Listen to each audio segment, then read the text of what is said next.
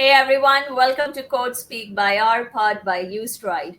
And today we have a remarkable individual with us, Professor Ashish Arora, who is your go to expert for corporate wellness, where education and continuous learning is concerned, especially where you want to do your DBA programs. So he comes with a rich background in academics and is dedicated to empower students every step of their academic journey. His personalized approach ensures that you get the right support, the right training which you need from these complex programs that definitely help you unlock your incredible career opportunities. So, whether you're aiming for academic excellence or making that wave in the business world to enhance your skills and knowledge, Professor Aurora's guidance will definitely help you succeed. Welcome, Professor Aurora. Welcome to our show. Hello, good to meet you, Elvina. Great. So, we've had an incredible journey, and I was going through a couple of things on your profile. So, I was very eager to know that what inspired you to become an academic mentor for DBA programs, and what do you enjoy most about this role? I really would impress on the word that you use continuous learning, and that is actually one of my, let's say, slogans for the world of industry and academia. So I belong to the world of industry. I've spent considerable time as a board, as a member of the board, as a general manager, leading organizations. And the last, let's say, corporate human capital management project I would have done would be about with 40,000 people. I have been in the world of training for a long time also. I've been doing pilot training programs, cabin crew management development programs. And since then, the road opened for education and full time into that and continues still. Great. So, when we speak about the programs that you mentor individuals, so can you elaborate on some key benefits of continuous learning or further education for individuals who want to pursue their master's or their doctorate? Oh yes, of course. You see, I am from this wonderful world of industry academic collaboration, where from an industry perspective, I lead on universities to establishing entrepreneurship development cells. We create ecosystems for entrepreneurial activity and establish innovation centers. On the other side, as I am also a faculty with a couple of universities from the UK side, from European as well as from the Indian university side in UAE, and I also lead as faculty some programs outside of UAE as well. This has led me to promoting and advocating masters and doctoral programs for the industry professionals. So it works both ways, where I add value from the industry to the academia, from the academia to the industry. Just to recollect, in fact, this was quite some time back that I was talking to an HR director of a multinational company, and we were talking about skills and competencies of executives. And it turned out that about 25 of their, let's say, top executives were without an MBA. So, what is happening in this part of the world is that we get too engrossed in our working experience as a working professional that education qualifications sometimes take a back seat. Now, we've Absolutely. grown in our lives, we've added on professional experience, but maybe education qualification is the missing link to get those skills and competencies that are required, which the organization also benefits from. Right. I completely resonate with what you say that with the right skill, the right knowledge, and of course, the right support of a mentor or a coach, it really helps elevate that career success curve and also that learning curve for individuals. It's a I appreciate it. beautiful answer. So, of course, you are a mentor where academics is concerned. So, how do you tailor your mentoring approach to each student? Because everyone is beautifully unique and they all have their own needs. So, what is the outline that you look for before mentoring them? Well, you see, I am mentoring students who are enrolled with universities, and they are following established patterns, definite programs, and deliverables. Right. I'm the local mentor to support on their assignments if they have any questions on the theories, models, concepts. So what has happened as a more like a after work of the COVID situation is that a lot of hybrid, let's say, education support system has been activated, with which one can be in any corner of the world and yet pursue programs from another part of the world, uh, which would suit one's own professional profile. So from the master side, I have about easy 100 students at any given time to support and mentor on their progress. And as they kind of progress on, get onto their certifications, I advise people on what programs would suit better and best according to their own requirements. On the doctoral side, I work with professionals, and so this is more like a self-actualization stage. So they've achieved everything, they've learned, they've experienced, they've added on qualifications, uh, and a doctorate qualification, which is a level 8 qualification, which is the highest academic one, is also something that one should explore and learn from. Right. Great. So I'm sure when you mentor students, there are a couple of challenges that come their way, to show them the right path. Sometimes there must be a 50-50. Should I do it? Shouldn't I do it? So, how do you help them in that journey? Specifically, if we speak about any doctorate program or any management program. Well, we have an array of options available from, let's say, programs which require full time attendance. So that's more like campus programs, to part time delivered programs, to distance learning or online programs. So there is this world of academic qualifications and vocational qualifications. Vocational qualifications are more suited for working professionals who can self-pace their learning rather than attend universities. So let's say I'm a 40-year-old person and I've kind of get onto my education qualifications a little later in life. Well, there are a lot of, let's say, standards which do not disqualify people with, let's say, without the time, or maybe in today's world there are low cost alternatives also available to get on to better quality qualifications. So from the master side, there is an array of opportunities available. From the doctoral side, just to give you a brief snapshot, well, 1917 was the first time somebody would have gained an MBA. So Masters of Business Administration was introduced in the world, been about 100 years. Yeah. But from then on, the world has changed. 1960, Harvard announced the first doctoral in business administration, DBA. And it's been about 50 years now that even people who are in business, who are senior executives, if they want to get on to doing research and learning through research methodologies about how to problem solve, how to decision make, a DBA or a doctorate in business administration makes much more sense, which in today's world can be self-paced learning. Right. So, what are the institutions that offer self paced learning that you work with? Well, I work with universities in Europe, universities in UK, and universities in Malaysia. And so there are a variety of options available in terms of quality, in terms of price points, in terms of requirements for, uh, let's say, self paced learning, and how deep would one want to go into that research. Usually, a doctoral program, as I said, is a step by step self paced process where one gets on to writing a concept paper, getting on to a literature review, a methodology, a research proposal is the minimum requirement to get on. That's the baseline, you can say. And then you get on to writing your dissertation, which is chapter 1, chapter 2, chapter 3, chapter 4, chapter 5. It's a step by step process to reach there. And there are two ways to go about it. One, of course, is to join a university and spend time.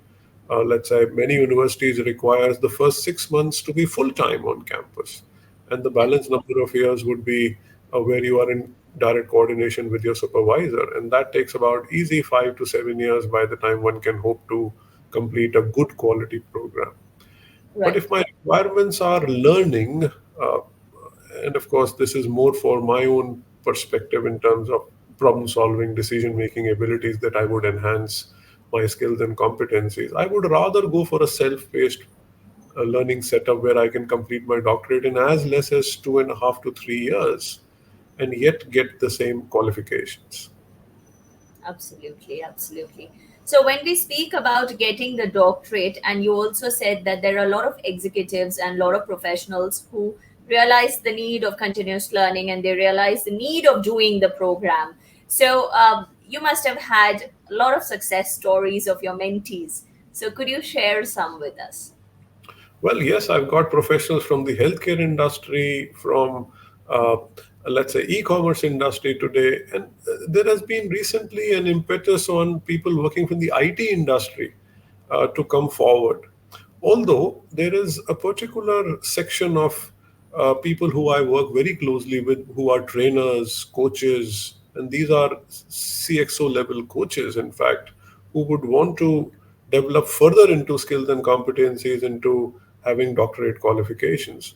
One, what happens for industry professionals apart from the learning is that it opens doors easily when you want to reach out to, let's say, your business people or your network. And Right. two, it opens doors actually. So it's more like opening doors and opening doors easily, Yeah, both into. yeah, yeah.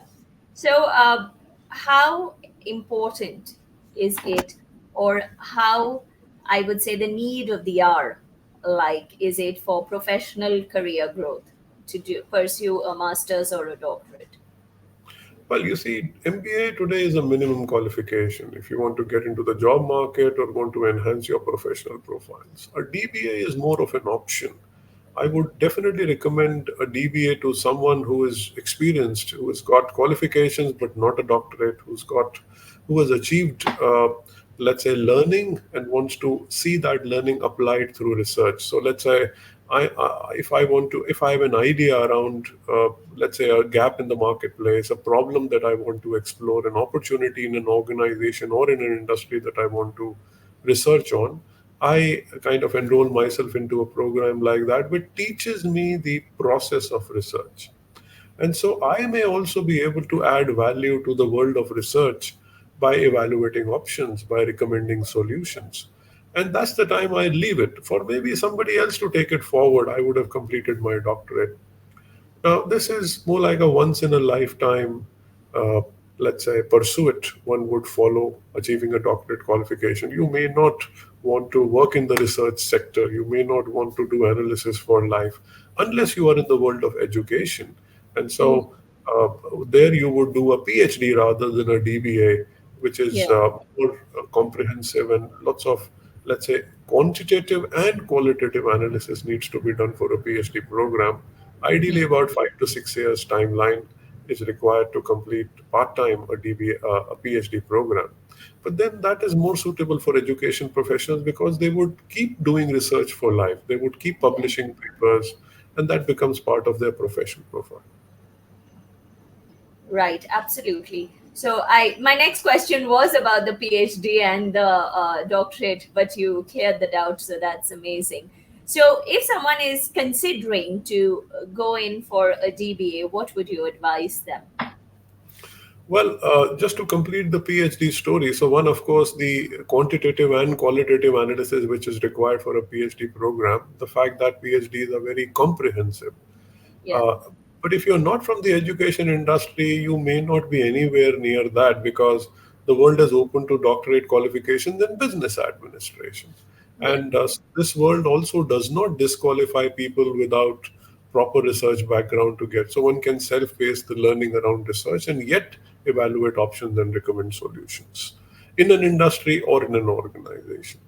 Now, to take that forward as far as the requirements are concerned, well, of course, you need to have experience enough. So, there are three requirements particularly. One, of course, you should be able to see that gap. There's Mhm. something to research on. And then, of course, you should be to a bent of mind to have developed or developing competencies to do that research. There are limitations in terms of time, I understand. There are limitations in terms of costs, also, I understand.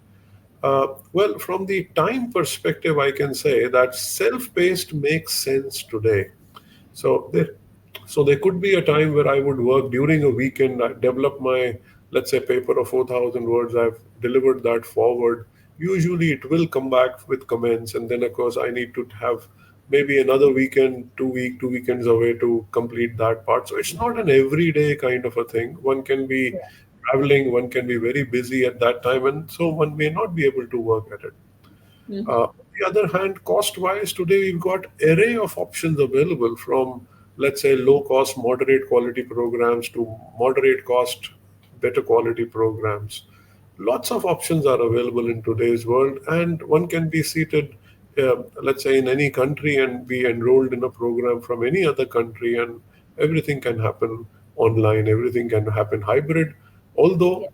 something which is very motivating is that the end award is not online as such. It's a proper qualification, and the certificates are attested, notarized by the that government, and of course attested by the Ministry of Foreign Affairs in that country.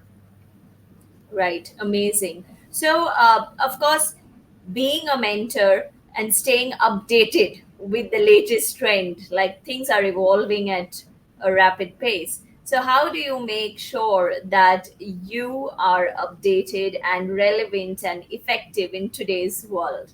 What are the steps that you take? Well, you see, it's a very VUCA world out there. This is often a quote I make: very volatile, very uncertain, very complex, very ambiguous. Ambiguous, yes. Especially during the time, and of course after Corona, lots of organizations have been more short-term and medium-term focused than long-term, and Yeah. that's where the impetus comes on people, and of course how people add their skills and competencies to prepare. And this kind of an environment requires upskilling. This kind of an environment requires you to be adding qualifications and being abreast with, uh, let's say, developments all around the world. There are industries transforming, there are organizations transforming, and yet we'll find scope and avenue for individuals to upskill and be available for that kind of competition that's coming in, both from an individual and organizational and industry levels. Right. So, speaking about upcoming and upscaling skills, so what is the upcoming panel discussion that's coming up? Well, I've been working on concepts like the human factor, automation. A lot of my teaching work is around operations management, talking about efficiency and productivity. We also work with advanced technology. There's an array of, let's say, possibilities emerging from what I'll call as modern methodologies or modern management concepts.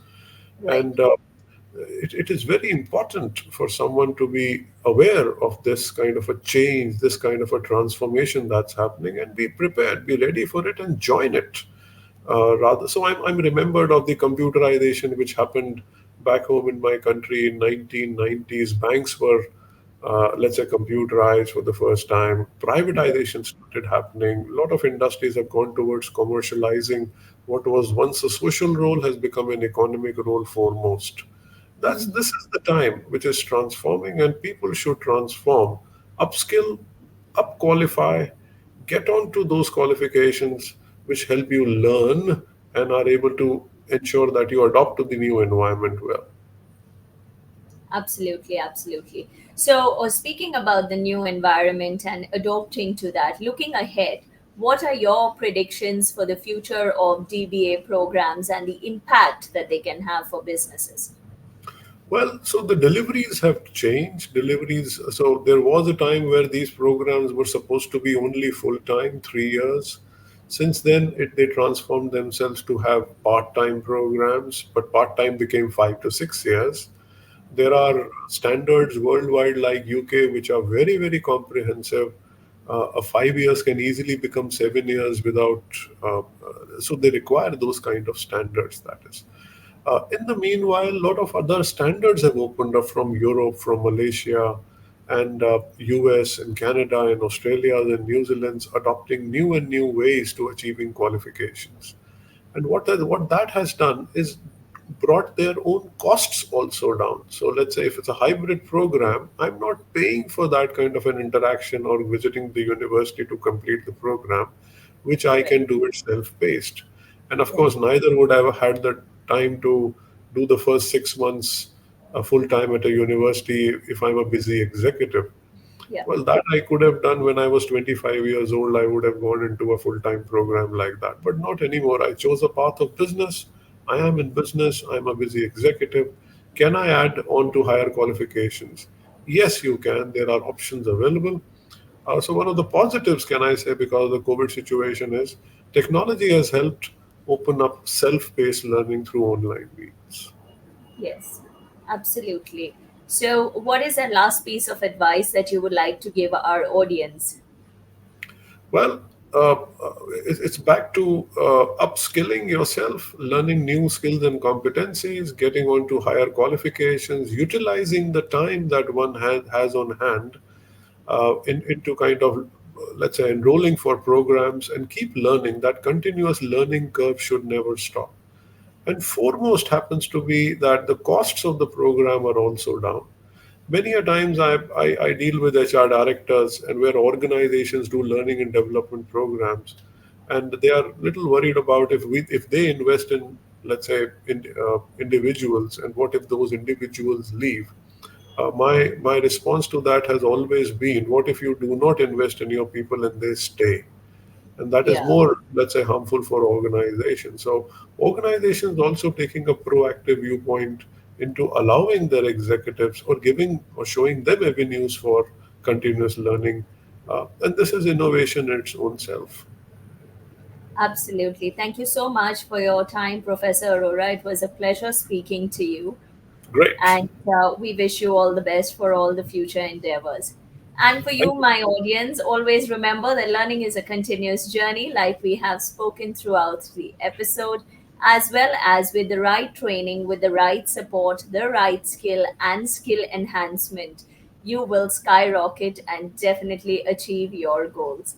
Thank you so much for your time. This is Elvina signing out from Code Speak by our Pod by Ustride. Until next time, keep shining. Thank you.